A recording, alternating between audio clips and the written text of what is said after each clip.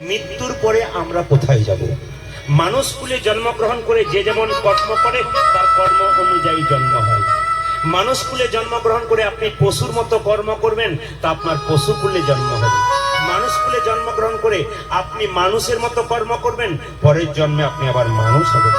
মানুষ কুলে জন্মগ্রহণ করে আপনি মহামানবের মতো কর্ম করবেন, আপনার দ্বিতীয় জন্ম হবে না, গোবিন্দ চরণ প্রাপ্ত হবে। প্রশ্ন করবেন কেন মহামানবের মতো কর্ম করলে কেন গোবিন্দ চরণ প্রাপ্ত হবে? জেনে রাখুন, ধানকে সেদ্ধ করে মাঠে ছড়িয়ে দিলে তার যেমন গাছ হয় না, যে দেহ হরিনামে সিদ্ধ হয় তার দ্বিতীয় জন্ম হয় না, গোবিন্দের চরণ।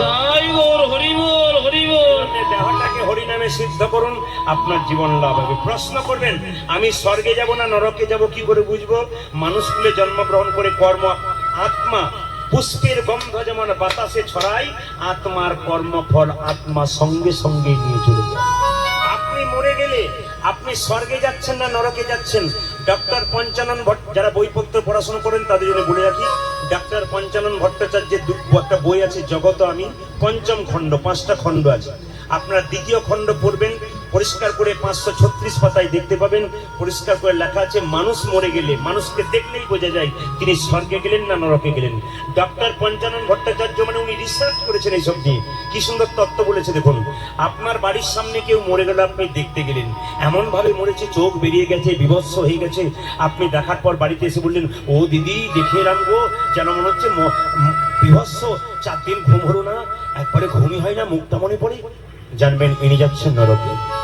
মানুষ কুলে জন্মগ্রহণ করে ভালো কর্ম করুন, ভগবানের নাম করুন, আপনার মৃত্যুর সময় আপনার মনে হবে ঘুমাচ্ছে।